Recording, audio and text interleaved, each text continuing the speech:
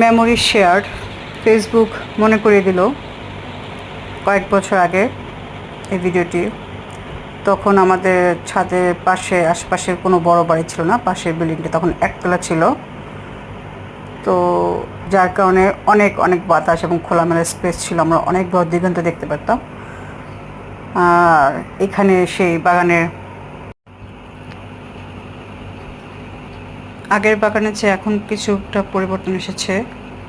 এখন আরও অনেক গাছ বেড়ে গেছে এবং বাচ্চা কাচ্চা দিয়ে ভরে ফেলছে। অনেক অনেক গিফট করেছি, তারপরও সংখ্যায় বাড়ছে এবং গ্রোথও লম্বা হয়েছে। এখন অনেক বড় বড় ফল গাছ আরও বড় হয়ে গেছে। এখন পুরাই জঙ্গল, লোক তো সামলাতে পারি না, হাঁটা চলার জায়গাটুকু ছাড়া আমি সবই মোটামুটি পুরো বাগান জুড়েই আমার গাছপালা। তা আমি আরও লাগাই লোভে পড়ে, আবার অনেকে দিই, আমি দিতেই থাকি আবার কিনতেও থাকি, লাগাতেও থাকি। এখনও অনেক চারা প্রসেসিং বাকি আছে।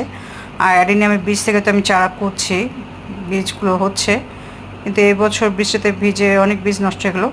তো এই ভিডিওটি প্রায় 3-4 বছর আগে, যার কারণে তখনকার একটু খোলামেলা স্পেস ছিল এবং আলো বাতাস বেশি ছিল। সেটাই ফেসবুক আমাকে মনে করে দিলেন, ভালো লাগলো তাই শেয়ার করলাম।